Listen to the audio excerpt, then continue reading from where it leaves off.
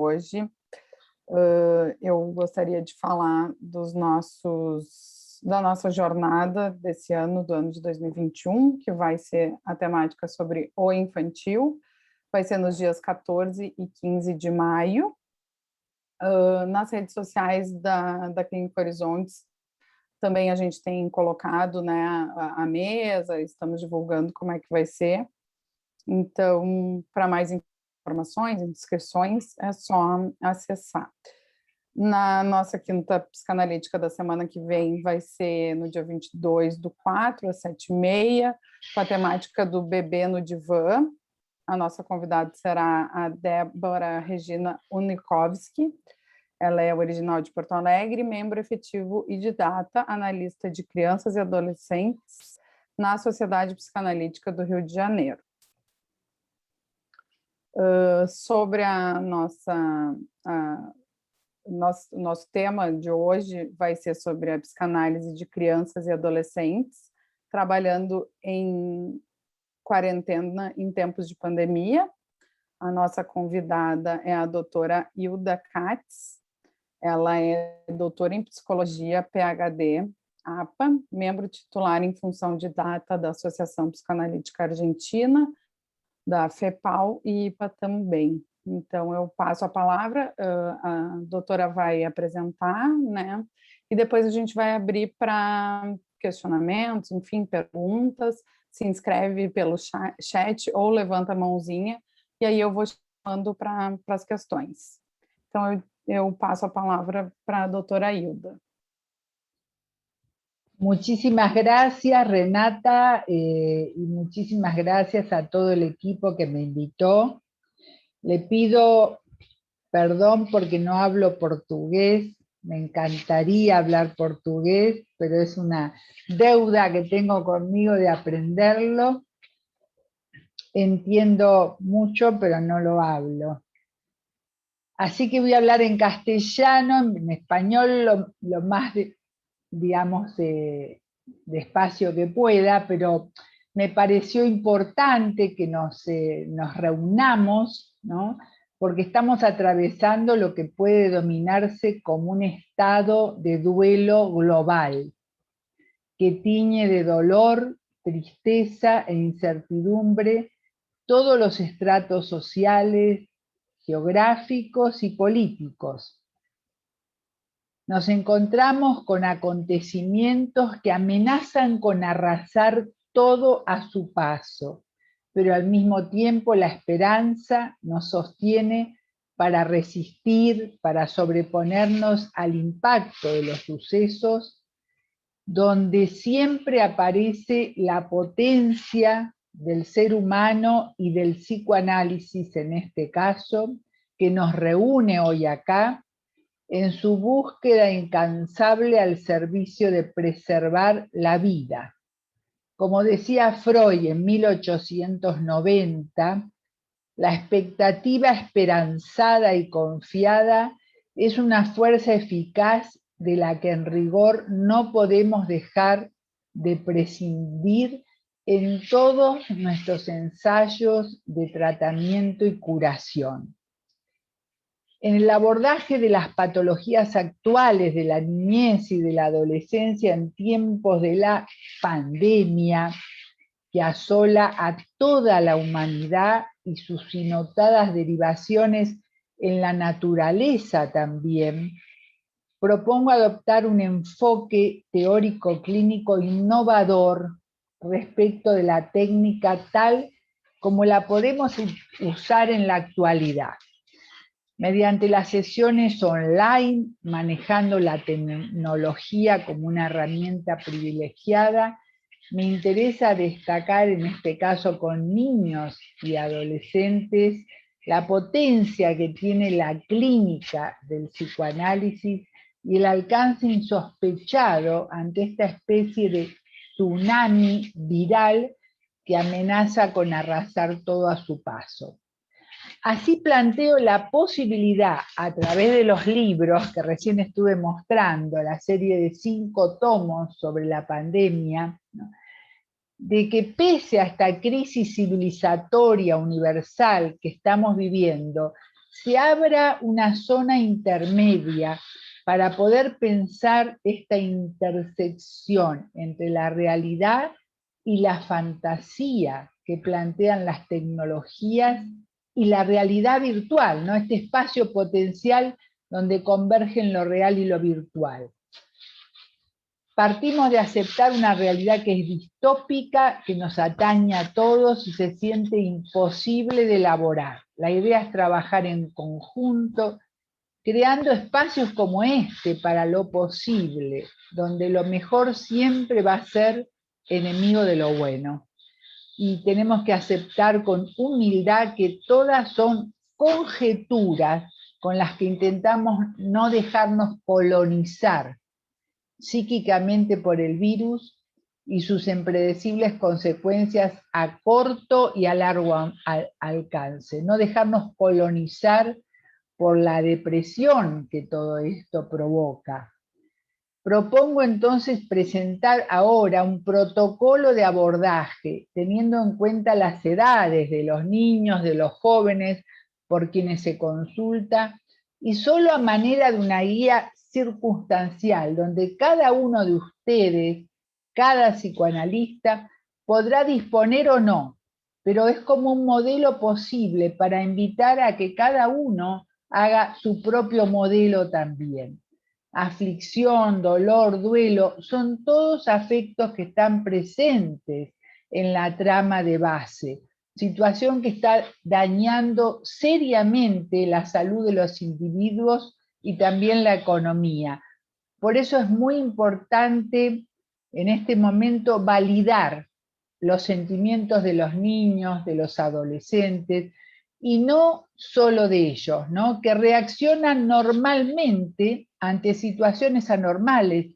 Es normal, de alguna forma, que se reaccione ante situaciones anormales con reacciones anormales también. Es normal. Es decir, se trata de intentar contener los miedos y el desamparo frente a la vulnerabilidad, sobre todo para no infantilizar a sus miembros, porque de lo contrario se les impide la independencia de pensamiento y de acción. Cuando yo digo no infantilizar, me estoy refiriendo que ahora los chicos quieren saber lo que pasa y los adolescentes necesitan saber lo que pasa. Y no hay que dejarlos en una burbuja de no conocimiento de lo que pasa, porque cuanto más sepan, mejor se van a poder proteger. Es decir, en general yo siempre pensé que con niños y adolescentes no era bueno infantilizarlos, ¿no? Mantenerlos como en una especie de burbuja de cristal ausentes de lo que los rodea, porque eso los deja indefensos frente a la vida, ¿verdad? Y ahora más que nunca, en situaciones de catástrofe, más que nunca, no hay que infantilizarlos, tratar a los niños como eternos bebés de que no pueden saber, porque están preocupados sobre la muerte, escuchan la muerte todo el tiempo, por supuesto que siempre estuvo presente, pero que ahora la muerte se presentifica en la pérdida de seres queridos, que no se los puede duelar, que no se los puede llorar, y todo eso ellos, por más chiquititos que sean, ellos lo perciben, así sean pequeños, niños pequeños. Entonces tenemos que tener cuidado también, digamos, con toda esa, por supuesto hay que tener cuidado con toda esa manipulación también que se puede ofrecer o que puede aparecer, la fuerza avallazadora de los acontecimientos, ¿no? Pero tener en cuenta la concepción de crisis quizá como una oportunidad. Siempre existe la posibilidad que incluso en las crisis se puedan propiciar espacios de transición habilitadores, tanto a nivel familiar como social, y también tenemos que abocarnos que así sea, ¿no? Es decir, tenemos que hacer lo posible partiendo de lo imposible. Ahora más que nunca la frase de Bion, hacer lo mejor posible un mal trabajo, tiene mucha presencia, ¿verdad? Porque estamos haciendo lo que se puede con lo que tenemos. Es una crisis de la humanidad, de lo imprevisible, de una realidad inusitada que nos atañe a todos y nos enfrenta a lo desconocido y a su fuerza imprevisible. Es una propuesta que no se puede sostener desde la individualidad, sino por el contrario, desde la posibilidad de armar redes como esta, de esta reunión nuestra, de comunicación, como de mi parte con todos mis colaboradores, los libros como redes, entramados, como redes que extendimos, ¿verdad? Para de alguna forma sostener el contacto afectivo. Yo siempre digo la posibilidad de crear presencia a través de la palabra, de crear a través de la palabra como paredes virtuales, elásticas, ¿no? Que armen de alguna manera esa mirada psicoanalítica, que la sostengan, ese encuadre en la mente del analista, ¿no? La necesidad de sostener ese contacto afectivo y de que la ausencia física se convierta en presencia psíquica, ¿verdad? Que es un trabajo que nos cuesta un esfuerzo muy grande para poder sostener estos grupos de trabajo, reunirnos, hacer la fuerza de reunirnos, armar una trama, ¿no? Para, como yo digo, es un esfuerzo muy grande porque al trabajar de esta forma, tenemos que armar espacios permanentemente y crearlos con todo aquello que no tenemos. Podemos decir el espacio del consultorio, el contacto con el otro, el olor, digamos, todo, a veces muchos aspectos de lo gestual que nos perdemos, y todo eso lo armamos con nuestro esfuerzo psíquico, lo reemplazamos con un esfuerzo psíquico como para que todo eso sea suplantado con ese esfuerzo que hacemos, para poder armar esas paredes virtuales, esas paredes elásticas para contener los afectos, los temores, los miedos, los terrores, que se han incentivado, aumentado muchísimo durante la pandemia. Los chicos tienen muchos miedos, tienen pesadillas, no pueden dormir, aumentaron las fobias. Para empezar por lo más liviano, ¿no? También tenemos que aumentó mucho la violencia dentro de la familia, intrafamiliar. Aparte de la violencia en el exterior, que también aumentó, también esa hostilidad y esa violencia se refleja intrafamiliarmente, llegando a extremos, ¿no? Como el feminicidio, como también a los intentos de suicidio, que han aumentado muchísimo entre los adolescentes, pero que empiezan ya a edades muy tempranas en los niños, y que tenemos que estar muy atentos también con esa situación, de que muy tempranamente empiezan a aparecer esas fantasías de suicidio, que los púberes, al estar tanto sin colegio o tan en contacto con las figuras familiares, los adolescentes, están como muy exacerbados, ¿no? Digamos, toda la excitación incestuosa, porque tienen que estar al lado de quienes tienen que separarse, tienen que estar al lado de quienes tienen que tomar distancia. Esto es diferente con los niños pequeños, que por ahí disfrutan poder estar más cerca de los padres, depende cómo estén los padres, porque si están sin trabajo y preocupados, tampoco pueden acunarlos demasiado, pero en general los niños pequeños o los bebés, uno de nuestros colaboradores escribió sobre la dicha. Los bebés de pronto sintieron que tenían los padres más cerca durante las cuarentenas, que estaban más presentes, y eso también les hizo bien. O sea que todo tiene siempre sus dos caras, o tres o cuatro, se puede ver desde múltiples perspectivas, ¿no? Pero la idea es que, digamos, sigamos proclamando lo que yo digo, ese pasaje. Yo le llamo a este estado que estamos viviendo en este año y pico, lo que yo llamo un estado de esperación. Es una palabra inventada por mí. Esperación, que es entre la desesperación, la espera y también la esperanza, ¿no? Poder proclamar la esperanza en la fuerza de los vínculos para poder que cada uno se encuentre con el código subjetivo de lo que cada cual considera lo humano, o lo que todavía consideramos humanidad.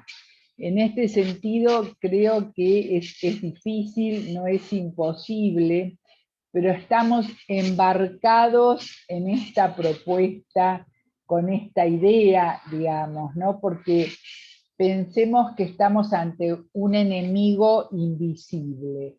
Y entonces esto hace que haya consecuencias a corto o largo plazo, ¿no? Los niños están más irritables, molestos, están tristes los chicos, no pueden encontrarse con sus compañeros en la escuela, ¿verdad? O sea que de alguna forma es importante, como dije antes, no infantilizarlos, no convertir todo en un circo y que estén ajenos a lo que está pasando, que puedan saber lo que pasa, que puedan ayudar en la casa, y sobre todo los adolescentes, que se puedan empoderar y que no sean tratados como bebés eternos, para que se puedan defender de alguna manera ante todas las situaciones que puedan aparecer. O sea, que sabemos que en épocas donde se pone en juego la supervivencia, lo que van a predominar son conductas de apego, pero también la búsqueda de protección física y psíquica. De alguna forma las conductas de apego yo las relaciono más con las funciones maternales, y la búsqueda de protección física y psíquica con las funciones paternales. Podemos decir que ambas son las funciones parentales. También le podemos decir la función tercera, como ustedes quieran llamarlo. Entonces es importante, digamos, todas las situaciones que suceden, porque hay muchos hogares monoparentales donde a los chicos les falta una de las dos situaciones, y por ejemplo yo me he encontrado con pacientitos que estaban al cuidado de la madre y entonces dibujaban muchos superhéroes y los recortaban y ponían superhéroes en todas las ventanas y en la entrada de la puerta para que el virus no entre, ¿no? Como si hubiera un super padre, un super tercero que los proteja del virus, porque se sentían desprotegidos. Esa necesidad de protección la van a notar, que también es causante de muchos temores. Y lo mismo sería por la contraria, ¿no? Si están en un hogar monoparental, están con el padre y no con la mamá, es decir, esa necesidad de apego o de mimo frente a los miedos a la noche, esto se pudo observar en los niños chiquitos, ¿no? Pero lo importante, digamos, es como tener en cuenta la necesidad del niño de ser narrado, de ser hablado, de que todo se le pueda ir contando, de acuerdo a las posibilidades del niño, ¿no? Es decir, generar siempre un espacio de transición, de juego, de alguna forma para ir creando la posibilidad de contener esos miedos, de ponerle nombre al terror sin nombre. Yo hice un protocolo a modo, digamos, de modelo conjetural, como yo siempre digo, conjetural y descartable. Pero, por ejemplo, en las consultas con bebés de 0 a 3 años, como decía también, es decir, como decía también Lebovici, son consultas muy importantes que no se pueden descartar, porque en general son consultas de urgencia. Es como que el bebé o no come o no duerme, y esas dos cosas las necesita, por sobre todo, ¿no? Y lo que tiene de interesante esta manera de trabajar online es que podemos trabajar con los padres, con la pareja, ¿no? Y con el bebé incluido, al mejor estilo, como decía Lebovici, que tiene que estar el bebé, ¿no? Para ver qué moviliza ese bebé en los padres. Y la pantalla ha sido útil en esos casos, ¿no? Porque de alguna manera no tiene el inconveniente del traslado con un bebé chiquitito, ¿verdad? Tiene cierta familiaridad. Nosotros estamos en la casa del paciente, el paciente está en nuestra casa, en nuestro consultorio. Hay otro tipo de familiaridad que de alguna manera facilita el encuentro en las consultas con niños muy pequeñitos. Le suma productividad al encuentro terapéutico, ¿no? En general, digamos, permite que, por ejemplo, esté el padre en la consulta, que a veces es muy difícil, y de alguna manera es un encuadre que implica el acceso a otro tipo de intimidad. O sea que yo les propongo que ante la intimidación que uno dijo, uy, ¿qué voy a hacer ahora? Crear espacios de intimidad para poder albergar ese tipo de consultas que tienen siempre mucha urgencia. La intervención psicoanalítica temprana tiene un valor preventivo que no se lo puede desconocer en general y que apunta a las patologías de las interacciones tempranas. Por ejemplo, me consultan por un bebé de 3 meses que no se alimenta, es grave. La madre presentaba el antecedente de una anorexia previa y no podía amamantar a su bebé. En la primera consulta mediante contacto virtual están la mamá y el bebé en el dormitorio de los padres y el papá está trabajando en otro ambiente de la casa. Y se puede ver, digamos que hace calor y el bebé está vestido como si fuera para ir, no sé si se entiende, a la nieve, no sé cómo se dice nieve en portugués, al frío máximo, ¿no? Neve, a la neve. No se puede mover y se le resbala esos enteritos de nylon que se le resbala a la madre peligrosamente y se puede observar, ¿no?, una interacción entre la madre y el bebé fallida, donde el bebé está vestido como para ir a esquiar, no sé si se dice esquiar, ¿no? Y se resbala de los brazos de la madre y la madre no lo alberga, no lo contiene. Realmente la posibilidad de vivenciar esa experiencia permitió ponerle nombre al terror sin nombre, pero no solo al terror del bebé que se caía peligrosamente de la madre que no lo podía, no estaba en función reverí, digamos, la mamá, ¿verdad? No podía ser albergado ni contenido, sino también el poder albergar a la madre, ¿no? Como que de alguna manera la demanda era que nuestra presencia, esa presencia virtual del analista, a través de la pantalla, habilitó en este caso, que emergieran temores de la madre. ¿A qué?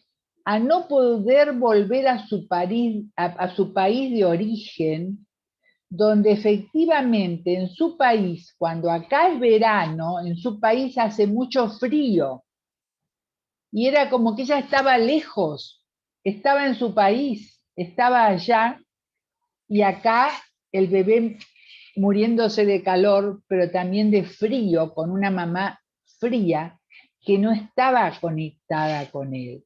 Pero esa mamá, a través de la consulta preventiva, de alguna forma, se pudo encontrar en la pantalla, en este caso conmigo, con la terapia, y poder empezar a hablar de sus temores.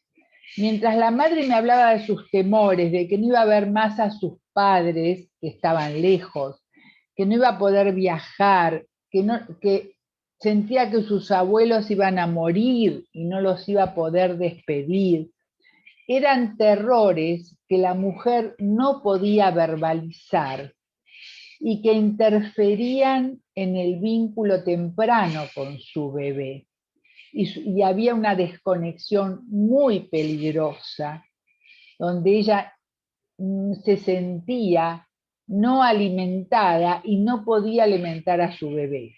O sea, la soledad que la distancia afectiva había instalado en el mundo interno de esta mamá se transmutaba en la imposibilidad de acercarse a su hijo y de abrigarlo, pero abrigarlo con su amor, no con ropa, y que de alguna forma, cuando se sintió acompañada por la mirada del terapeuta, en este tipo de comunicación, que de alguna forma yo funcioné como un espejo donde ella se reflejaba en la mirada, de alguna forma en la mirada a través de la pantalla, ¿no? En la mirada de la madre. Y al reflejarse en mí, yo pude captar la tremenda soledad que esta mujer tenía en su interior, y de alguna forma se pudo revertir esa situación, ¿no? Es decir, como que de alguna manera ella no podía comer, ella no podía tragar lo que le estaba pasando, no sé si se entiende tragar la comida que se le ofrecía, y tampoco le podía alimentar a su hijo. Este acompañamiento a través de la terapia permitió atravesar las fronteras eran lejanas con su familia, ¿no? Pero eran las fronteras de su mundo interno, e ir tratando de instaurar una reverie a través de la pantalla, ¿no? Pasible de transformaciones y experiencias emocionales compartidas. La mirada virtual a través de una pantalla, a mi entender, pudo sostener el vínculo de la mujer, en ese caso conmigo, que le permitía así establecer un vínculo con su hijo y también con su pareja, que compartían dolores similares, porque los dos tenían la familia lejos, no sé si se entiende, ¿no? Los dos estaban, lo que yo llamo, enmudecidos por la migración y las dificultades de comunicación entre ellos para hablar de su tristeza, de su añoranza, de pensar que no iban a poder viajar nunca más y que se iban a morir sus padres y no los iban a ver. Todo eso lo tenían guardado y lo pudo empezar a hablar la pareja, y eso satisfizo mucho al bebé porque se pudieron conectar con su bebé. Por eso les digo, son muy importantes estas consultas, aunque sea a través de la pantalla y gracias a través de la pantalla, que también establece una familiaridad en estas edades tan tempranas que facilita el encontrarse con el terapeuta, el hablar, el estar en la casa, no tener que moverse con un bebé recién nacido, ¿verdad? Hay otros ejemplos, un niño de 2 años por quien consultan que tiene detenida la adquisición del lenguaje y tiene ataques de furia incontenibles. En la primera consulta virtual están la madre y el niño, donde el pequeño tiene sus juguetes. Y pongámosle que lo llamamos Pablo, ¿no? Y Pablo solía sostenerse frente a un espejo pequeño que estaba ahí en la pieza, que estaba colgado, y buscaba su boca y la madre a través del espejo. Se sacaba el chupete y se lo quería poner al espejo. Miraba por todos lados e incluso, digamos, tenía el espejo acá, miraba por atrás del espejo, porque de alguna manera la mamá no aparecía en ese espejo. Como dice Winnicott, en ese espejo tiene que aparecer la mirada de la madre. Y la mamá evitaba aparecer, porque también estaba con ella con una depresión profunda. Seguimos trabajando con un concepto, al menos que yo aprecio mucho de Winnicott, ¿no? Que es el niño como parte de la organización antidepresiva parental. Yo no digo de la madre, yo ya incluyo a, digamos, la función materna y la función paterna, ¿no? Como un antidepresivo el niño.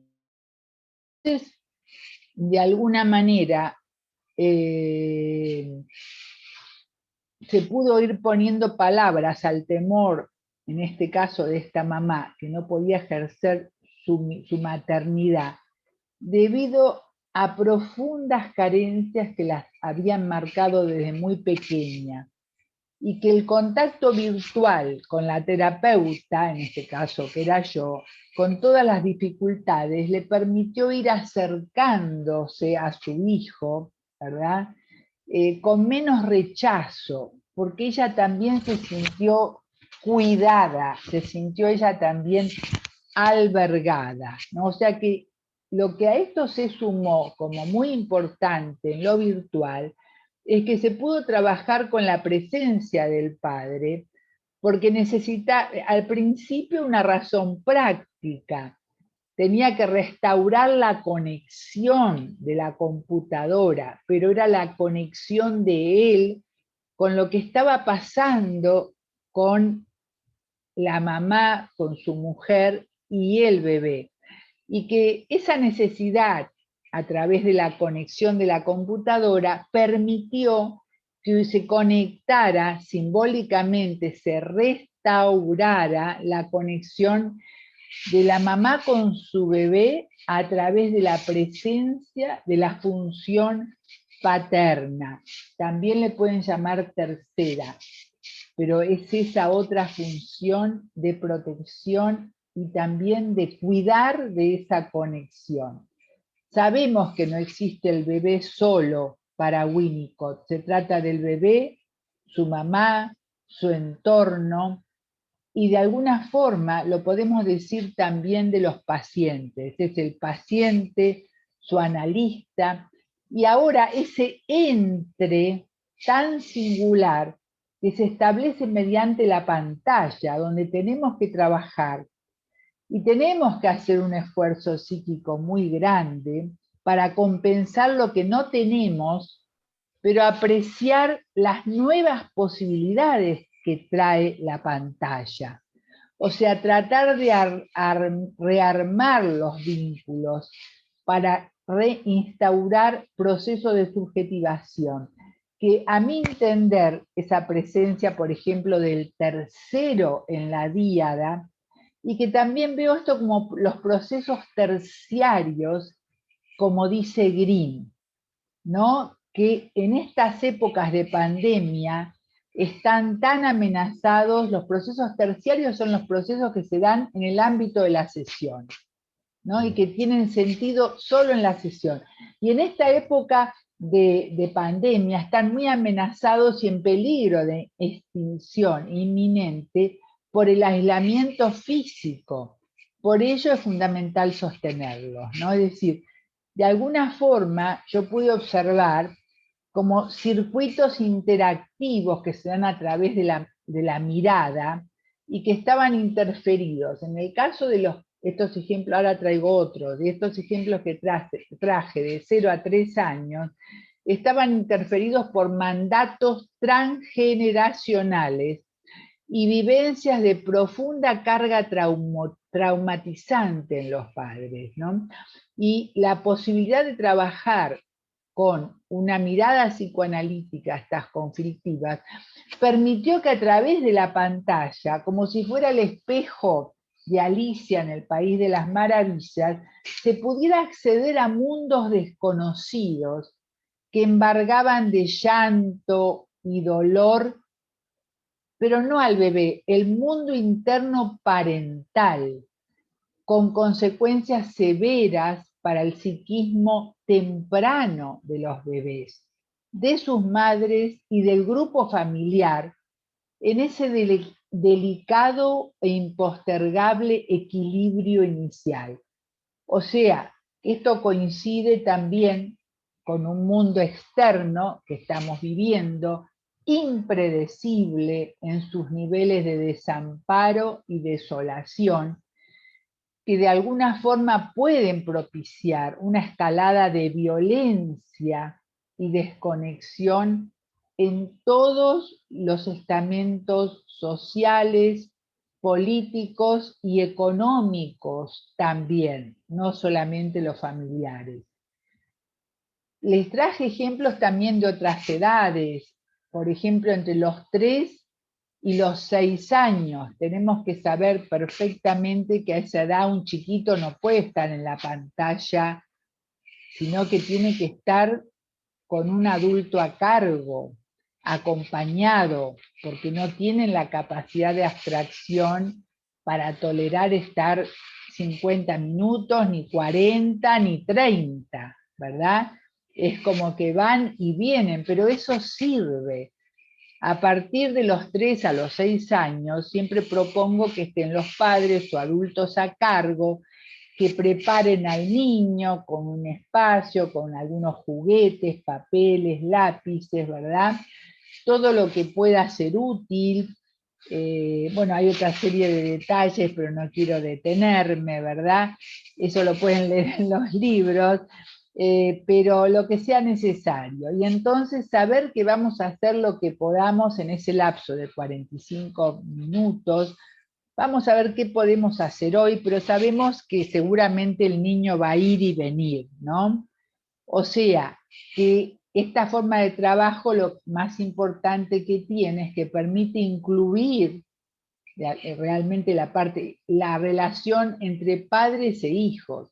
Y tenemos que privilegiar la fuerza preventiva del psicoanálisis cuando nos encontramos con los binomios, los grupos familiares, que se forman espontáneamente, ¿no? O sea que no hay que preocuparse tanto en esta edad por el juego en sí, sino por el fluir del mismo, qué pasa, hacia dónde va, la interacción con quien está al lado del niño. La propuesta siempre se dirige a la madre y el niño, al padre y el niño, o los abuelos, pero ahora los abuelos están en peligro, o sea que tampoco pueden estar presentes, a veces están porque ya viven en la casa, y saber que se va a hacer lo que se pueda. Y en general los chicos en esta edad, de 3 a 6 años, están encantados de mostrar sus juguetes, de mostrar dónde duermen, el lugar en que viven, y en particular lo que más les gusta es jugar con uno de sus padres o con ambos, sobre todas las cosas, con la ayuda facilitadora del terapeuta. Tenemos que tener, digamos, por supuesto, entender que no pueden estar mucho tiempo concentrados, pero nos encontramos con que sí se pueden hacer juegos y ver la interacción con los padres y trabajar sobre todo, digamos, con esa interacción para que sea más fluida. Es decir, si hay algo que demanda un diálogo esclarecedor con alguno de sus padres o con ambos, de alguna forma se puede arreglar para hablar en forma privada, ¿no? siempre hay que tener en cuenta que para los padres, cualquiera sea su patología, es muy doloroso, lo demuestren o no, delegar la parentalidad en otros adultos, que en ese caso seríamos nosotros. Hay que tener mucho respeto, porque es doloroso para los padres delegar la parentalidad en otro. Por más indiferentes que se muestren, son como heridas narcisistas por las que hay que respetar especialmente su ascendencia sobre su descendencia y también respetar nuestra prescindencia, no sé si se entiende también, ¿no? O sea, no colocarnos en un lugar de omnipotencia y de supuesto saber, que puede ser vivido como apropiarnos del hijo. Nuestra tarea es vincularlos a sus hijos, no apropiarnos nosotros del hijo. Patología bastante frecuente en algunos enfoques psicoterapéuticos, que en este entorno de desamparo y desprotección es necesario más que nunca siempre evitarlo, ¿no? Y empoderar, en este caso, así como antes le dije, empoderar a los niños, a los adolescentes, empoderar a los padres en su rol, que sigan lo que ellos sienten, acompañarlos a descubrir lo que ellos sienten y a respetarlo. Ya después nos acercamos a los 6 a 9 años. Ahí ya, a partir de esta edad, de alguna forma los padres pueden, los adultos a cargo, los padres, preparar el lugar y haremos lo que podamos en 45 minutos, ¿no? Es decir, la presencia de los adultos va a ser necesaria para los problemas de conexión, a veces necesitan estar presentes los adultos, a veces los chicos quieren que estén presentes, pero en general ya pueden empezar a estar más tiempo a solas, digamos, con el terapeuta, ¿no? Armar una especie de, digamos, de espacio de juego virtual, ¿no? Y entender que si los adultos, ofrecerle que participen en ese juego, siguen los chicos necesitando jugar con sus padres y como terapeutas si los podemos ayudar es mucho mejor, pero también empiezan a querer estar a solas con el terapeuta, mostrarle dónde viven también, y también aparecen situaciones, como por ejemplo un chiquito que decía, uy, mirá, se está peleando mi papá con la abuela, ¿no? Escuchá cómo discuten, es como que uno está en la casa, se hace más familiar, y aparecen conflictivas que tal vez de otra manera no nos enteraríamos, ¿no? Es decir, pero se van armando juegos y se va armando un espacio de intimidad, ¿no? Yo siempre digo que ya en esta edad es lo más parecido al trabajo en el consultorio presencial, ¿no? De alguna forma, ese vínculo virtual se transforma en una tierra fértil de intercambio y uno se pone en juego, ¿no? Yo siempre les digo, bueno, vamos a jugar en esta casita, y el niño puede responderme, pero si no hay ninguna casita, y yo le digo, bueno, entonces la vamos a construir, ¿no? Empezar a jugar, a armar una casita entre los dos, ¿no?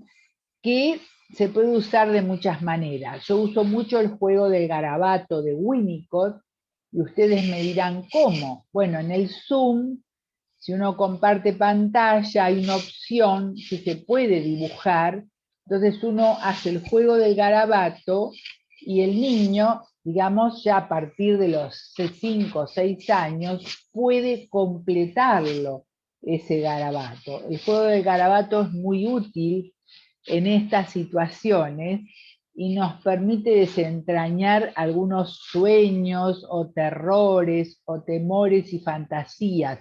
Con un chico de 7 años aparecía siempre en el juego del garabato un monstruo, y eso permitió que empiece a hablar de los monstruos que veía en sueños, que tenía pesadillas, que no podía dormir, ¿verdad? Y también a través del Zoom, esos garabatos se pueden guardar en una carpeta, que va a ser la carpeta de ese niño, porque tiene un espacio, el Zoom, para guardar. La gente más joven lo debe hacer mejor que yo, guardar los dibujos en una carpeta en el Zoom, que de alguna manera va registrando el encuentro y facilita mucho en épocas de trabajo online. El juego del garabato facilita muchísimo la tarea y el trabajo. También me ha pasado que algunos terapeutas que supervisaban conmigo me habían dicho que el juego del garabato se hace en el momento, espontáneamente, pero algunos habían como preparado dibujos o garabatos previos y que aunque está fuera, digamos, de lo que podría ser, entre comillas, la técnica del juego del garabato, en un caso que me trajeron, había funcionado, porque era un chico de unos 11 años, que tenía sentimientos de desamparo y abandono muy profundos.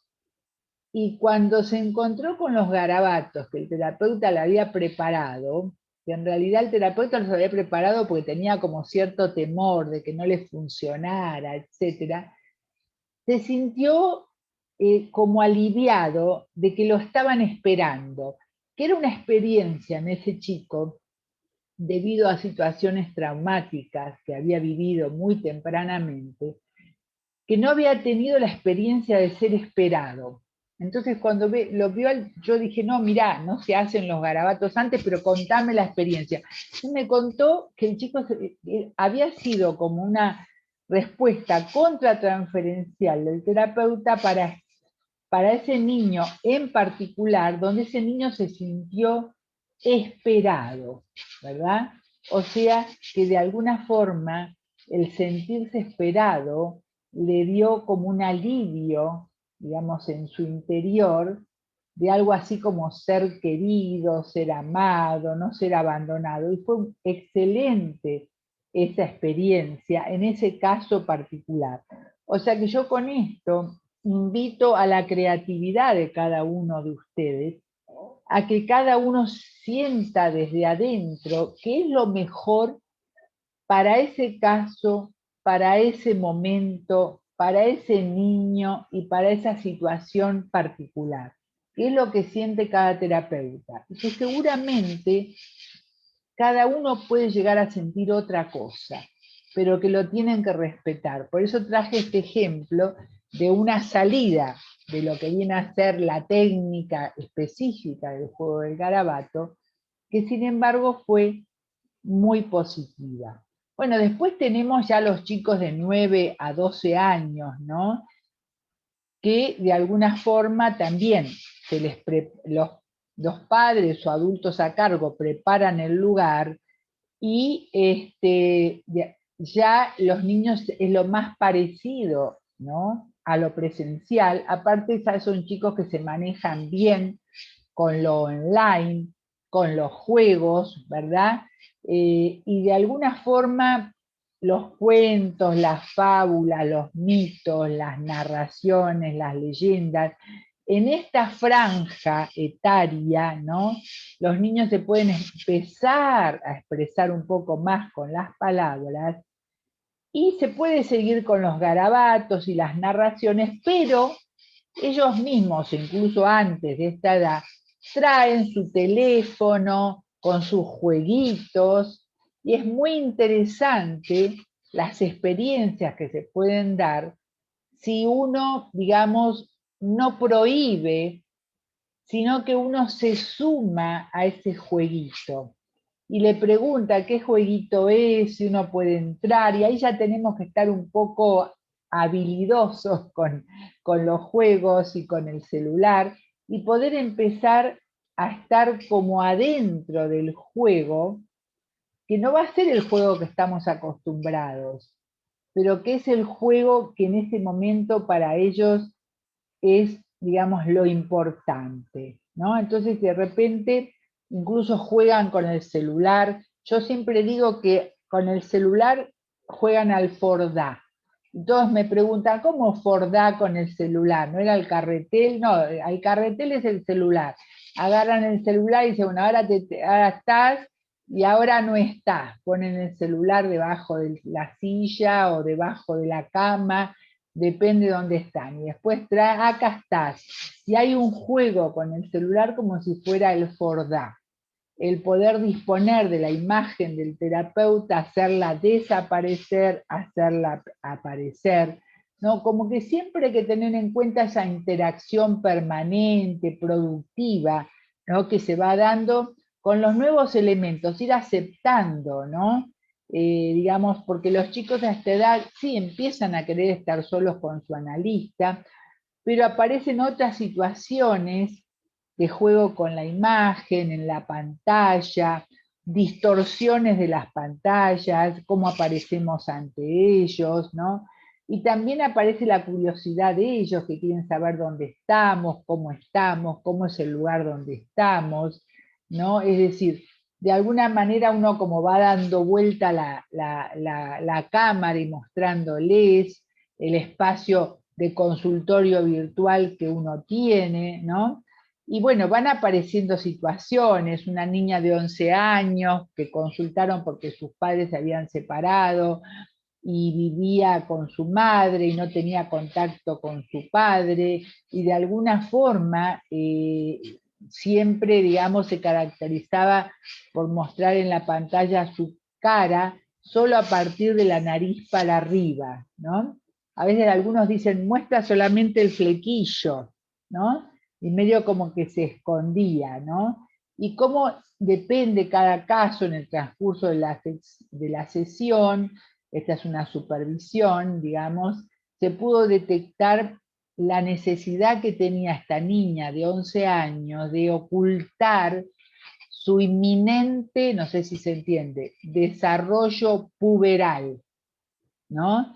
Que le avergonzaba, porque en este caso el terapeuta era un terapeuta varón y que al mismo tiempo ella sentía como esa necesidad de mostrarse y esa necesidad de ocultarse, ¿no? Es decir, como son situaciones muy delicadas que hay que tener en cuenta, porque la virtualidad permite un deslizamiento ya a esa edad hacia una mayor intimidad en los espacios en que se produce el encuentro, y nos demanda un sostenimiento del encuadre con características diferentes, en espacios no siempre predecibles, a diferencia de lo que ocurre con el trabajo en el consultorio, ¿no?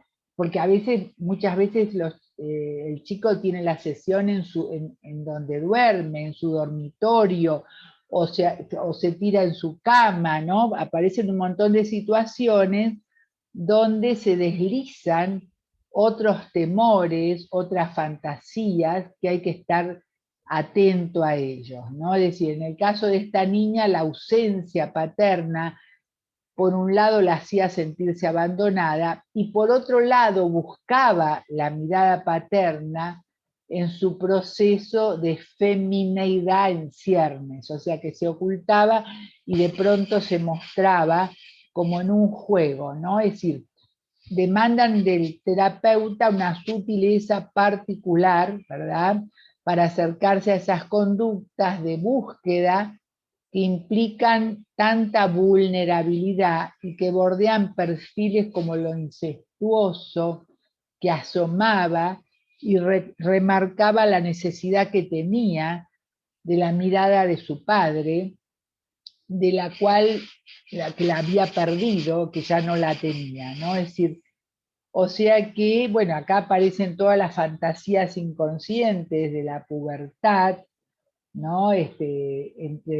Donde existe la muerte de alguien, la muerte, el triunfo personal, y digamos, era una niña que no había visto más a su padre, no solo por la cuarentena, ¿no? Que se había desvinculado de ella en un marco de violencia y peleas con la madre. O sea que en esta franja de edad, por supuesto, siempre se expresa la tensión propia de la pubertad, que corresponde siempre a la fantasía inconsciente del sexo y de la rivalidad, vinculada con la elección de objeto sexual, que en este caso inundaba de temores e interrogantes la cotidianidad de esta niña que la llevaban a esconderse y que había que respetar esa necesidad de esconderse y los temores que tenía, ¿no? Es decir, es relevante en estos casos tener presente la posibilidad que ellos tienen ya cuando se acercan a la adolescencia de llevar a cabo las fantasías, ¿verdad? Entonces, las carencias parentales los pueden predisponer a conductas de riesgo para su integridad física y psíquica, ¿no? O sea que esto es importante tenerlo presente en esta franja de edad porque hay un cuerpo capaz de realizar el incesto y poner en acción sus fantasías de muerte del padre, de la madre, rivales, y de alguna forma todas estas situaciones están muy exacerbadas por Paraíba, el confinamiento, sí. já é 8h30, a gente continua mais um pouquinho ou Sí. podemos abrir para perguntas? No, no, sí. Después tenemos el tema de los 12 a los 15 años, que ya uno puede decir, vamos a ver qué podemos hoy jugar y contar algo que te pasó, te preocupa, ya es otra edad, ya aparecen otras situaciones, pero me parece que sería lindo abrir a preguntas, porque a las 9 terminamos, ¿no? O Isso. sea que no quiero, porque me ponen, yo empiezo a contarles y no paro. Así que les agradezco mucho, sí, por supuesto, hay mucho para hablar, ¿no?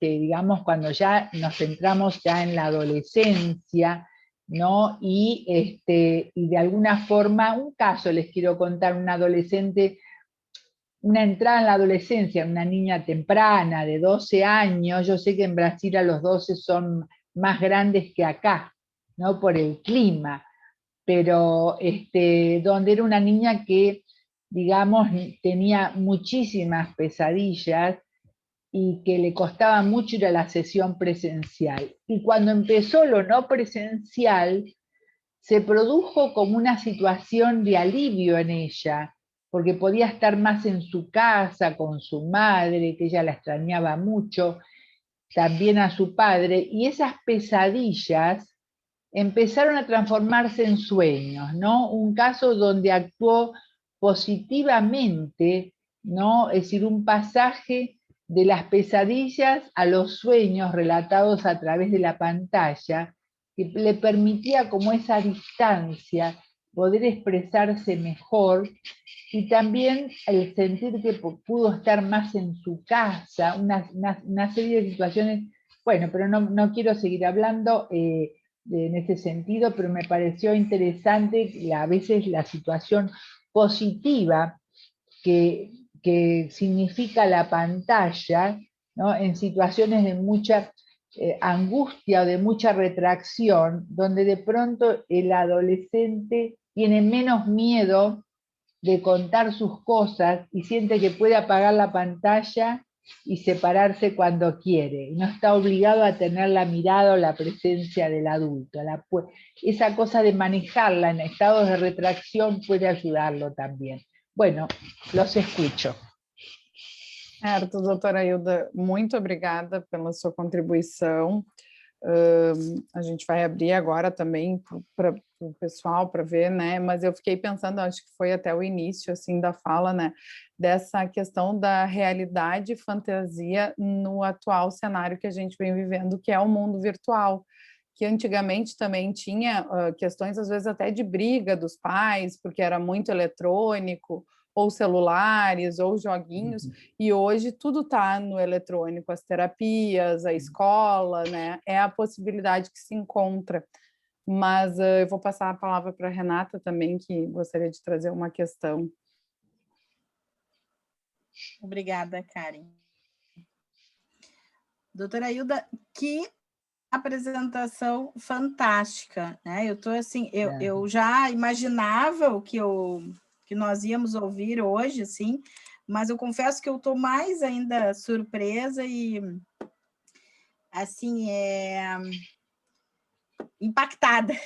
Ay, Porque eu acho que gracias. não tenho dúvidas, não tenho dúvidas que é o reflexo né, não é à toa que saíram 5 livros com tanta produção, com tanto pensar sobre esse momento terrível que a gente está, né, que estamos vivendo, mas o que tem sido possível ser feito. Eu lhe ouvi dizer várias vezes assim, fazemos o que podemos, né? Vamos fazer o que nós podemos. E eu acho que o fazer o que nós podemos tem sido essencial, né, para muita gente, para muitas crianças, para muitos adolescentes, para nós mesmos que podemos manter as nossas análises, né, de uma outra forma que não a presencial.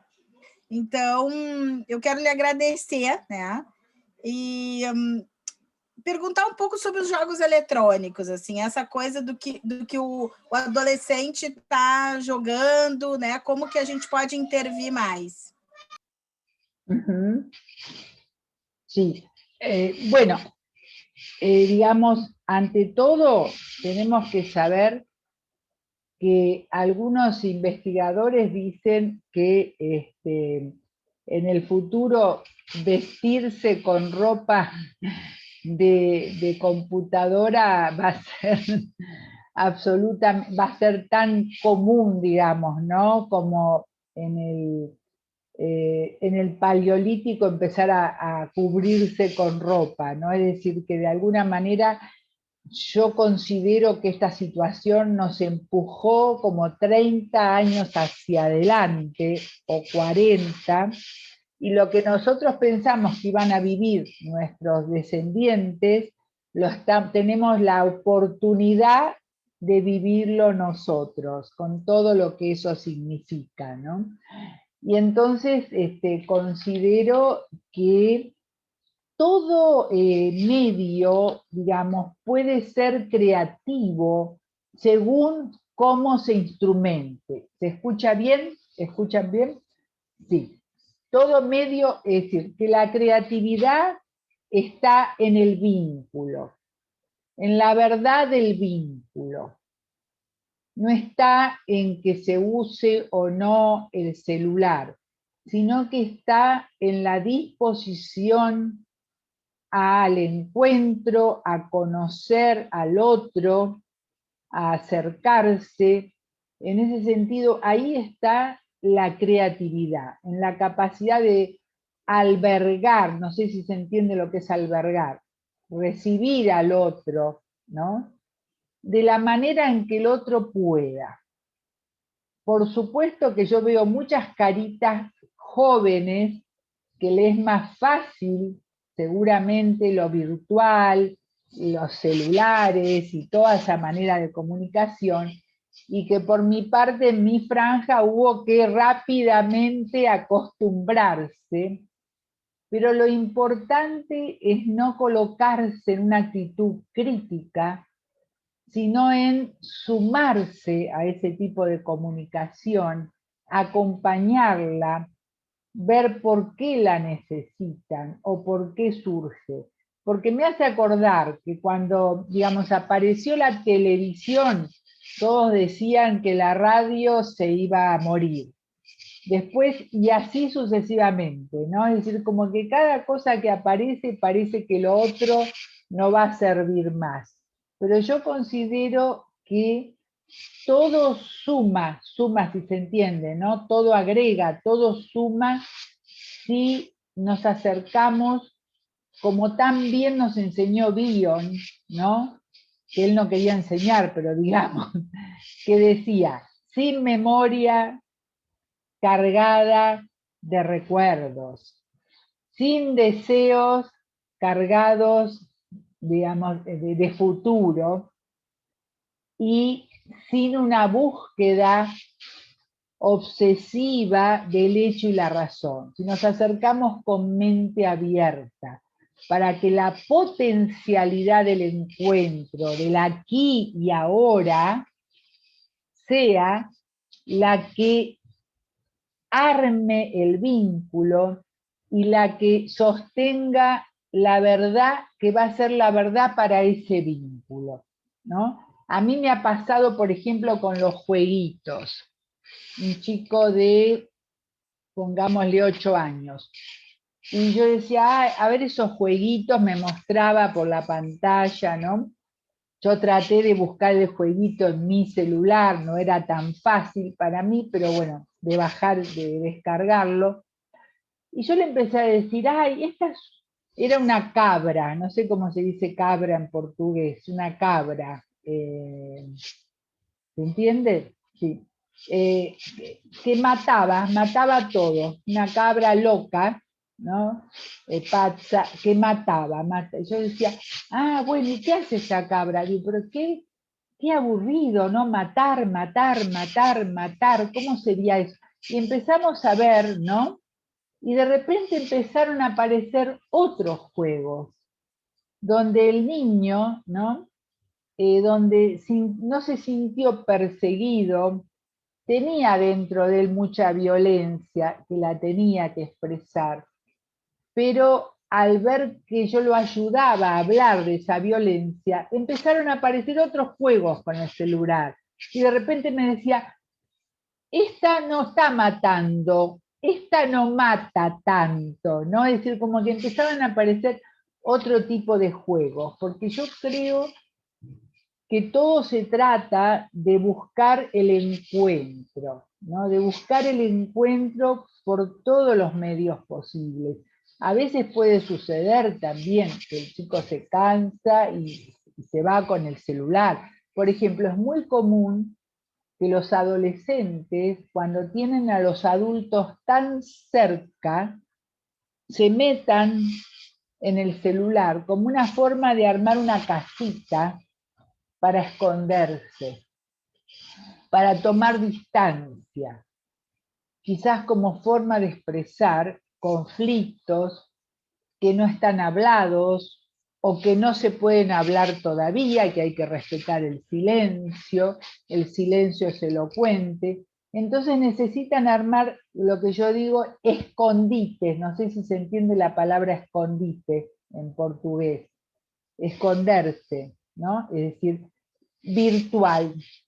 Incluso con el terapeuta, que se ponen con el celular ahí, se esconden un rato, porque yo siempre pienso en la frase de Winnicott, que dice, esconderse es un placer, no ser hallado una desgracia. O sea que a mí me guía mucho esa frase, como respetar la necesidad de esconderse de los niños, de los adolescentes, de resguardarse. Pero dentro de ese respeto, que sientan que uno está dispuesto a hallarlo, no a perturbarlo, no a ser intrusivo y meterse en la cueva, en el escondite, pero estar afuera esperando para el momento que se quiera conectar. Porque siempre me viene a la mente, ¿no? Una paciente adolescente que ahora en pandemia se metía así con el celular, ¿no? Y yo le interpretaba que necesitaba esconderse y que ella necesitaba que yo respete que ella se necesita esconder. Porque a veces la sesión y el encuentro no pasan por la cantidad de minutos que uno está hablando, sino que a veces necesitan tomar distancia. Entonces surgió un relato. ¿Cuál era el relato? Que me contó que cuando era chica, ella jugaba, pequeña, jugaba con sus primos a esconderse. Conocen en Brasil el juego de la escondida, ¿no? No sé si ahora se sigue jugando, pero bueno. Y resulta que a ella nunca la buscaban. O sea que todos encontraban a todos, seguían jugando y ella se quedaba escondida y nadie la iba a buscar. Entonces a mí me trajo mucho y encontré esa frase en Winnicott, ¿no? Esconderse es un placer, no ser hallado una desgracia. Tenemos que respetar que en estas épocas de pandemia También los adolescentes necesitan esconderse de los adultos, necesitan tomar distancia, o la excitación incestuosa, como el caso que conté, puede ser muy intensa, entonces por ahí no se muestran una parte, pero no hay que tomarlo como patología, ¿no? Sino que son como respuestas quizás a veces exageradas para tiempos exagerados como los que estamos viviendo. No sé si hasta ahí llegamos.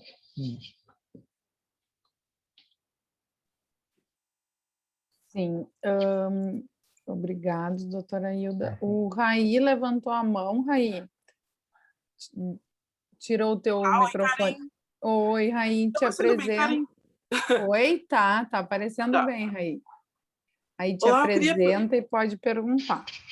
Olá, tudo bem? Eu sou o Raí, sou psicólogo na Horizontes, e eu gostaria de te ouvir falar mais, que a senhora várias vezes falou sobre a questão da presença, né, do terapeuta, que o analista agora é mais online. E a senhora falou sobre a questão da palavra, né, que agora deve ser mais presencial, que a palavra, né, que se mostra mais presente. E eu queria te ouvir falar um pouquinho mais sobre essa questão de palavras, assim, mostra que o analista está mais próximo do nosso paciente, né, que o paciente está ali em vários momentos, né, agora o encontro é online, né, e às vezes uma palavra é o né, que nos coloca ali que nós estamos presentes junto com o paciente. E a senhora falou várias vezes nessa questão, queria te ouvir falar mais sobre isso. Sí, como que la palabra, si entendí bien, la palabra crea presencia, la palabra abraza. No sé si se entiende, Renata, Sí. abraza. La palabra abraza y crea presencia. Justamente, la palabra es como un tejido que protege. En ese sentido nos demanda un esfuerzo muy grande, porque con la presencia se suman otras cosas, la actitud corporal de uno, el espacio del consultorio, todo eso crea presencia. Pero en lo virtual la tenemos que crear nosotros, con la palabra, esa presencia. Porque incluso hay veces que se corta la transmisión, que hay que continuar con el teléfono, sin la imagen, porque a veces la imagen demanda mucha conexión, pasan muchas situaciones y hay que sostener la conexión y siempre nos queda la palabra que abraza, que crea presencia, la palabra que de alguna forma va entretejiendo los hilos, la palabra como una forma de tenernos, de sostenernos. En ese sentido, en uno de los libros hay un poema que habla de esto, bueno, ahora no lo recuerdo de memoria, pero que yo lo pongo como esa palabra que va albergando y que nuestros antecesores, yo recuerdo que Francis Taskin hablaba de la necesidad de rodearlos como de nubes a los niños pequeños, sobre todo el trabajo con niños autistas, que uno le parece que para qué va a hablar si no entienden, pero entienden todo a su manera. Entonces Taskin decía que las palabras son como nubes de algodón que los albergan, que va más allá del significado de la palabra, que tiene que ver con la emoción que uno transmite con la palabra. No importa el significado tanto. También André Green habla del baño de palabras, pero Francis Tassin siempre me decía eso con respecto a los niños con retracción autista, ¿no? Donde uno tiende, digamos, a la sugerencia, ¿no? Es como de que sientan todas esas palabras a través de la emoción que transmite la palabra. No sé si respondo a la pregunta, ¿no? En toda la dimensión que tiene, pero es una muy buena pregunta y es el esfuerzo que hacemos actualmente, que aunque uno está supuestamente más cómodo porque no tiene que trasladarse, yo no tuve que viajar, digamos, a Porto Alegre, al mismo tiempo hay que hacer un esfuerzo mayor para transmitir a través de la palabra todo eso que uno lo transmite en una serie de gestos, de posturas corporales, de olores incluso, que los tenemos que recrear, ¿no? Para poder recuperar el código subjetivo de lo que cada cual considera como humano. No sé si respondo, perdón, en toda la Sim, muito dimensión. obrigado. Gracias. Muito obrigado mesmo. Gracias.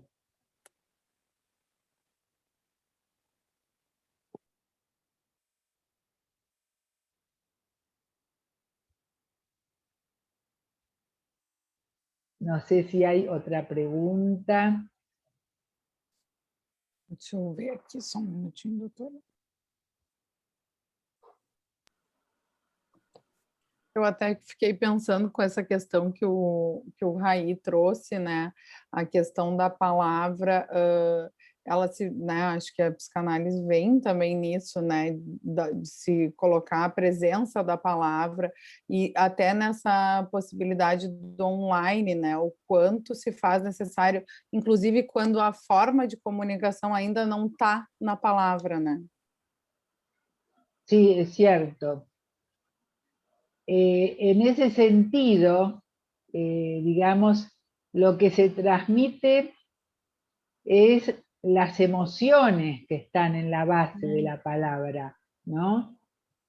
Y que son las que producen una acción terapéutica, ¿no?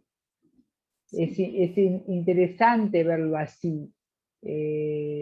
Digamos, en ese sentido los bebés son muy sabios, ¿no? Y entonces reconocen la emocionalidad de la palabra, no tanto por lo que digamos, se les dice o la madre puede decir, sino por la forma en que se lo dice, ¿no?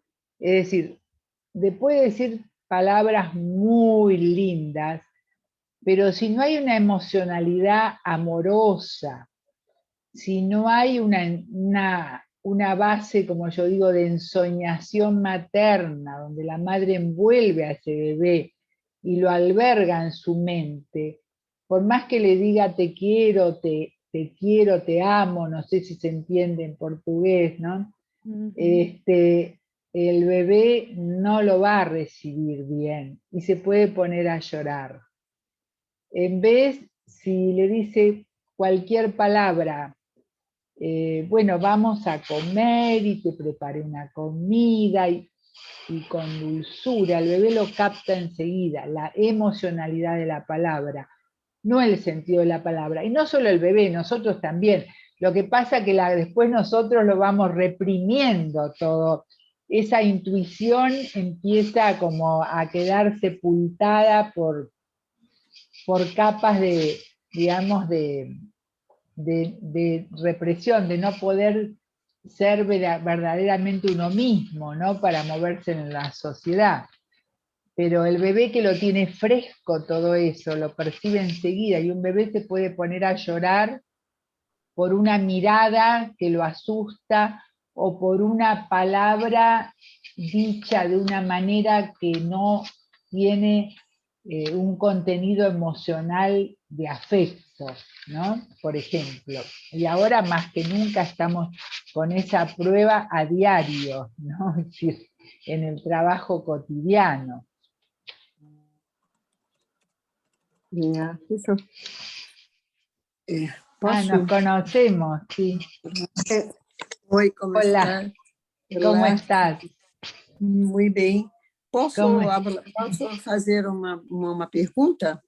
Sí. Oi, Rosa, sim. Oi, tudo bem?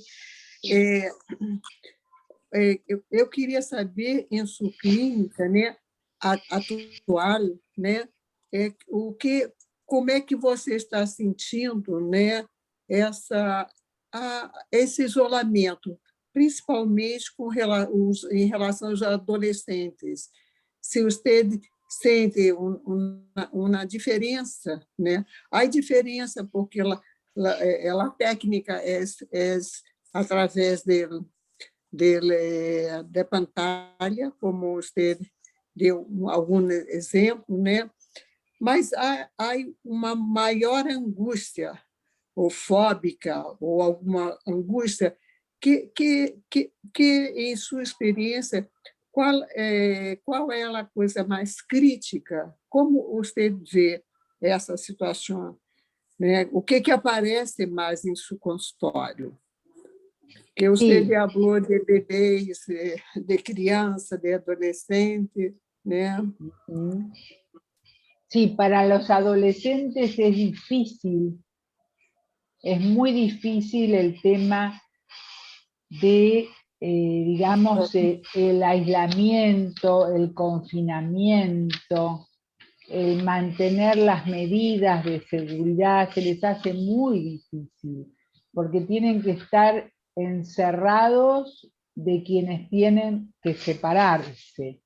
Entonces se les hace difícil y necesitan ser comprendidos en su necesidad de aislarse dentro de la casa y a veces aislarse también del terapeuta, que también lo viven como un adulto, que se les viene encima y se le mete, ¿no?, en la pieza o en sus cosas, ¿no? Es decir, necesitan esa necesidad, digamos, de armar distancias por también la distancia que tiene con sus grupos del colegio, de la escuela, del club, del gimnasio, de donde estaban acostumbrados a vincularse, y entonces están muy irritables,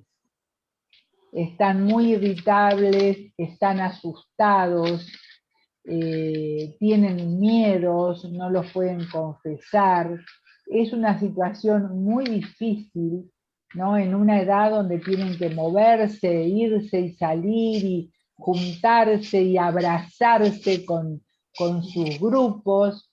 Entonces hay estados de irritación. Lo que podemos colaborar mucho es trabajando con los padres para que no los critiquen, no sé si se entiende esto, para que no tengan una posición crítica, sino que puedan entender el malestar, la furia, la rabia, la violencia, de toda esa pulsión, toda esa fuerza hormonal que la tienen que frenar, ¿verdad? Y que no pueden. Por ejemplo, en los libros tenemos un caso de una adolescente que una noche se cubrió toda con piloto y con esto, y se escapó para abrazarse con sus amigos, porque no aguantaba más no abrazar a sus amigos, ¿no? Entonces después contaba los temores que tenía, ¿no?, de que pasara algo. Aparte piensen que está todo el tema de que, como se dice, que ellos transmiten el virus, como los niños, y entonces de pronto se sienten como la fantasía de matar al padre o de matar a la madre, ya no es tan fantasía. Sienten que puede ser un hecho, ¿verdad? Porque el otro se ha vuelto peligroso y ellos se sienten que se han vuelto peligrosos para sus padres, sus abuelos, y eso les trae mucha angustia.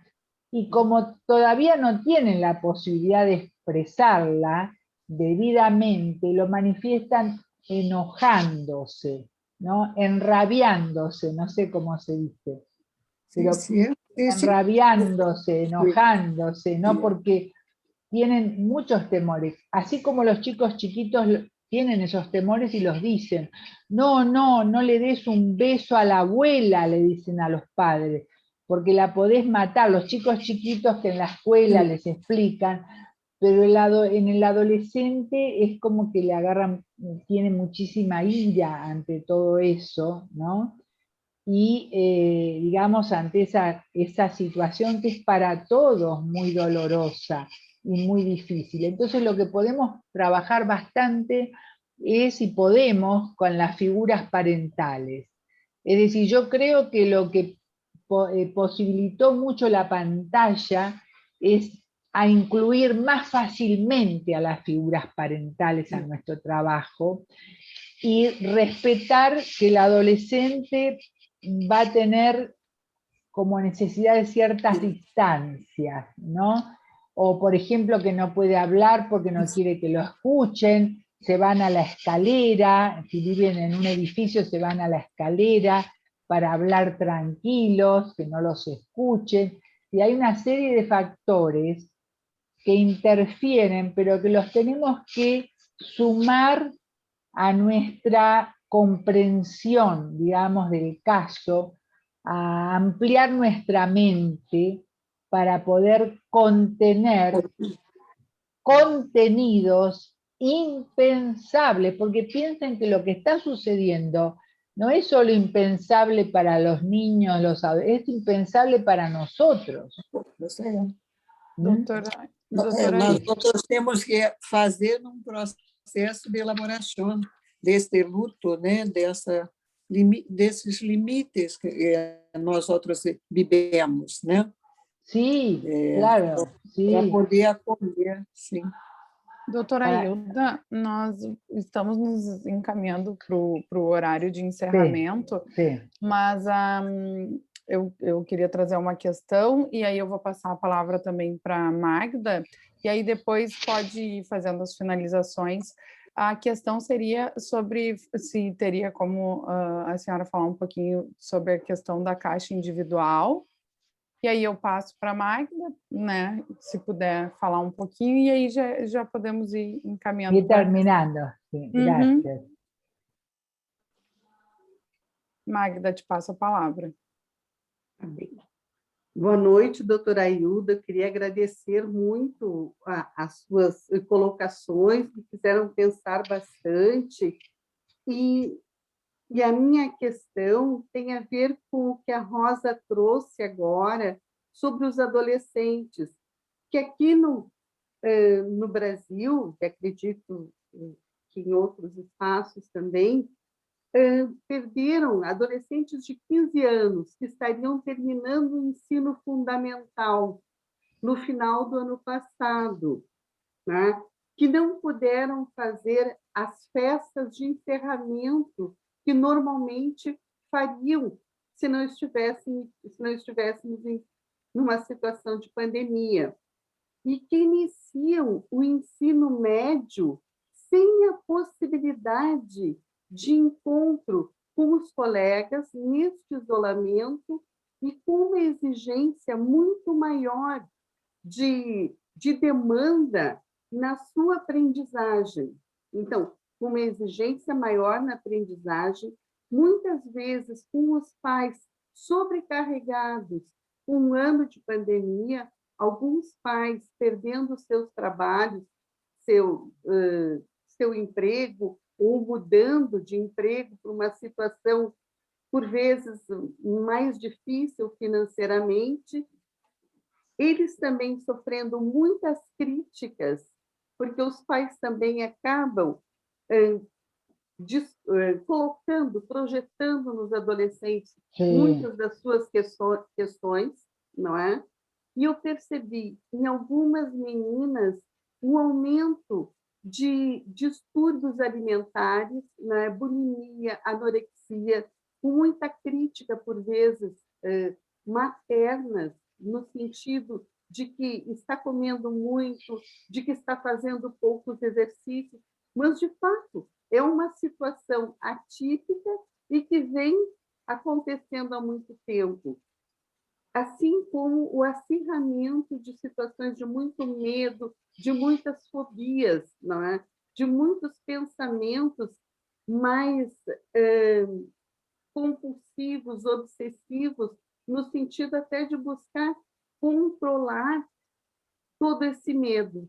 Então, eu gostaria de lhe ouvir falar um pouco a esse respeito, dessa perda que o adolescente está tendo nessa transição também, neste momento de transição.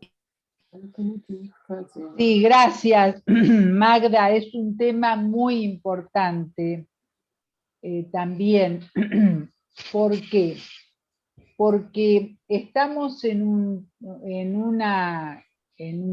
tramo incierto, ¿no? del siglo XXI, y nos encontramos con que el otro se ha vuelto peligroso, nos encontramos como que podemos ser huéspedes, no sé si se entiende la palabra huéspedes, de un virus incontrolable, y también nos encontramos que no hay espacio para duelar, para los duelos.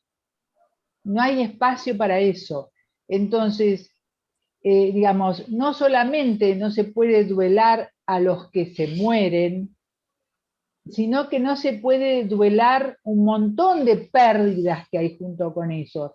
La pérdida del trabajo en los padres, eso deprime muchísimo a los hijos también.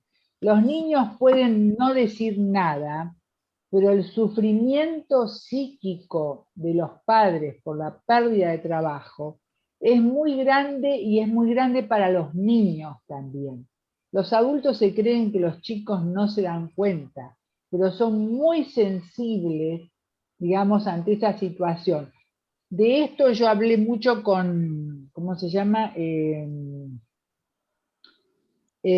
Christophe Dejour, que tiene un libro que se llama El sufrimiento psíquico del trabajo, de cómo afecta la pérdida de trabajo de los padres en los niños y en las reacciones que tienen, los síntomas que aparecen en los hijos y también en los adolescentes. Entonces hay como un estado de furia contenida, ¿no? Donde tenemos que armar continentes, podríamos decir benevolentes, ¿no? Protectores, para pensamientos que no se pueden terminar de pensar, ¿no? Tener, en ese sentido, considero mantener la falta a veces de respuesta ante muchas situaciones como una forma de mantener la salud mental, de sostener la salud mental, porque hay cosas que todavía no tienen respuesta, ¿no? Que con el tiempo iremos viendo, pero con consecuencias severas para la salud de los pacientes mental y para la salud mental nuestra.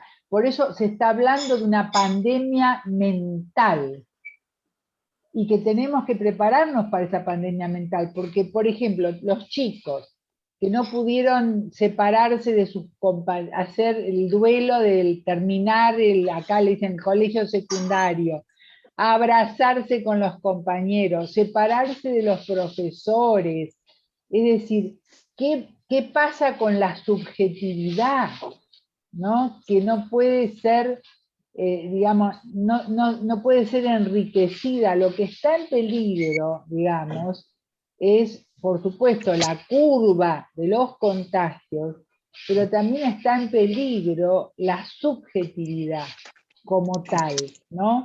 Y la robotización digamos, del ser humano. Ya estamos en contacto con robots, pero el tema es que nosotros no nos roboticemos, y en ese sentido tenemos una responsabilidad por generación a la que pertenecemos, de transmitir esa subjetividad, de sostenerla, de comunicarla de alguna forma, que a veces no la quieren escuchar, pero que sepan que la pueden venir a buscar en uno, ¿no? Yo creo que en ese sentido el trabajo, digamos, nuestro empieza a ser parte de lo esencial, ¿no?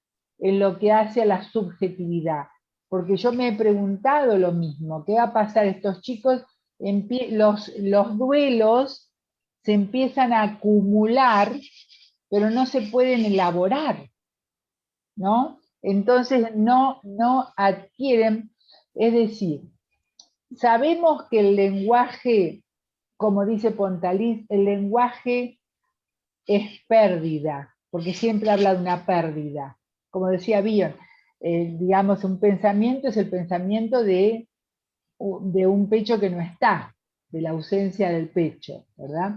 Entonces, el lenguaje es pérdida, y las palabras transforman la pérdida en un recuerdo. Y el recuerdo enriquece nuestra subjetividad. Pero de la manera que se están sucediendo los acontecimientos y el aceleramiento que tienen, hace difícil ponerle palabras a las pérdidas para que se transformen en un recuerdo. ¿Por qué? Porque el pensador no pierde nada porque lo recuerda. Y si no, es pura pérdida, ¿verdad?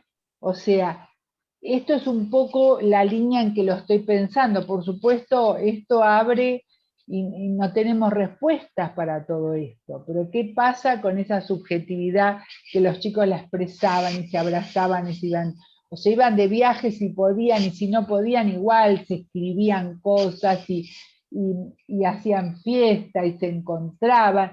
¿Qué pasa con toda esa subjetividad? Tenemos que trabajar para que no se enfríen, no sé si se entiende la palabra enfriarse, ¿no? Para que no se enfríe esa afectividad. No sé cómo, no tengo las respuestas. Aceptar que no sabemos, que las estamos buscando. Es una búsqueda de cada día, ¿no? Tener en ese sentido la humildad de que estamos ante una pandemia darwinista del siglo XXI, ante la cual tenemos que responder y aceptar la humildad de lo que no sabemos también, pero que eso también transmite subjetividad, creo. No sé. Sim. Acredito que sim. Muito obrigada pelas suas colocações, assim. E eu percebo nestes adolescentes uma valorização do espaço analítico, digamos assim, desse espaço de encontro e desse espaço onde podem colocar destas angústias, não é? Colocar em palavras, colocar suas fantasias, não é? E concordo que esse espaço, nesse momento, ele se torna essencial para a saúde mental. Sí, es fundamental. A veces lo aceptan, a veces no. Por ejemplo, el otro día una alumna me trajo una experiencia con un adolescente en pantalla, y entonces la adolescente no hablaba, ¿no?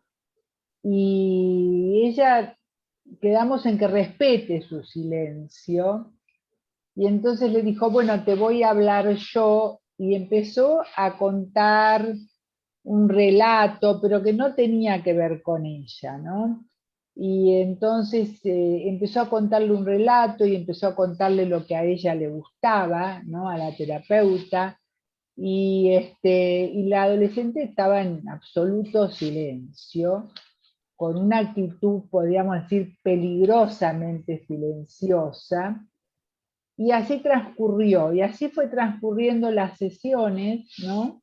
Y en otro momento la terapeuta le contaba una película que vio que le había gustado, le contaba un relato, le contaba un cuento, le contaba una novela, el adolescente siempre en silencio, hasta que un día le dijo, hoy voy a hablar yo. en ese encuentro funcionó. No digo que sea mágico y que a todo el mundo le funcione.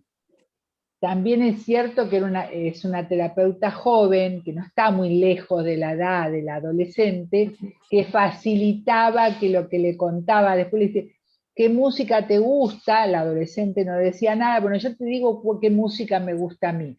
Y le ponía la música en la pantalla para que escuche esa música. Y la otra estaba así, ¿no? En retracción. Y así fue con la música, qué imágenes te gustan, le ponía las imágenes.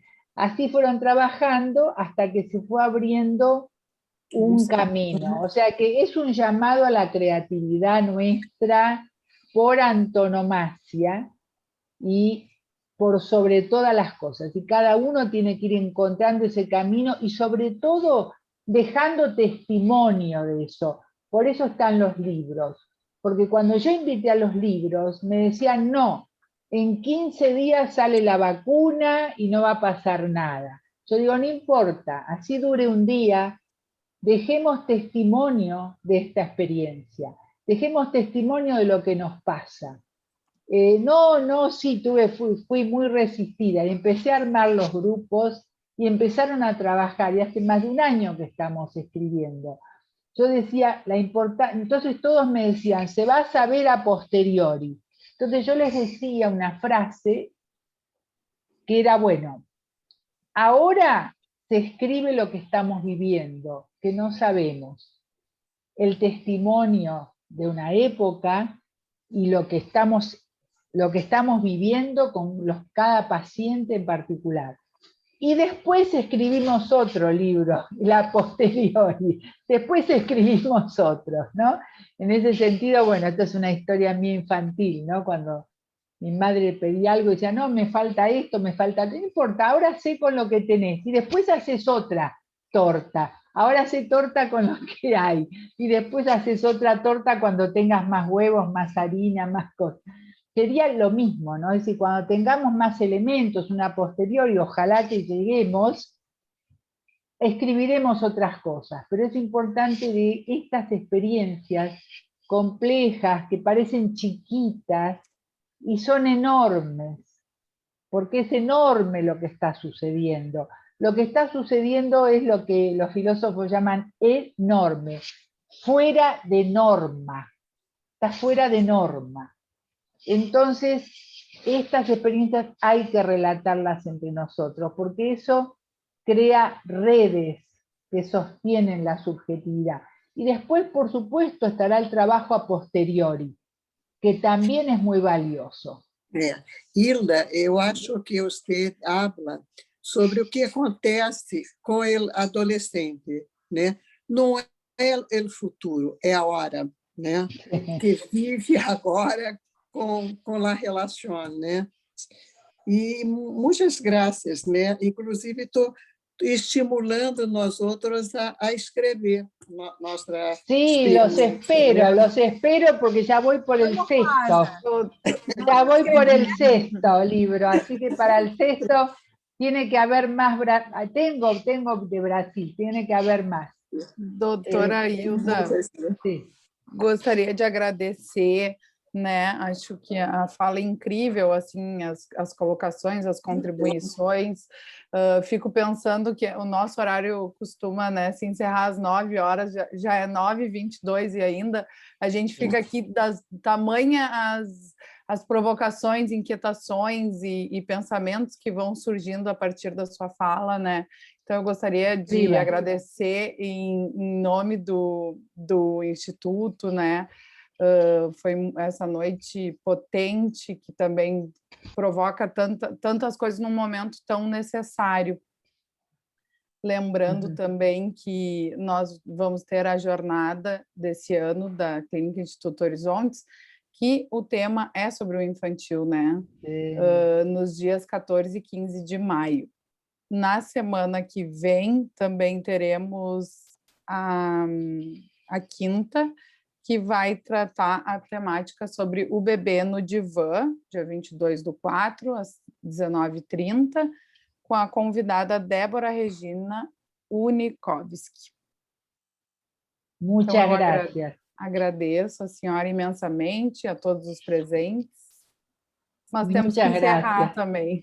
Sí, muchas gracias. Y yo también. Sí, fue un día largo. Muito obrigada. Bueno, Obrigada. Muito me obrigada. alegro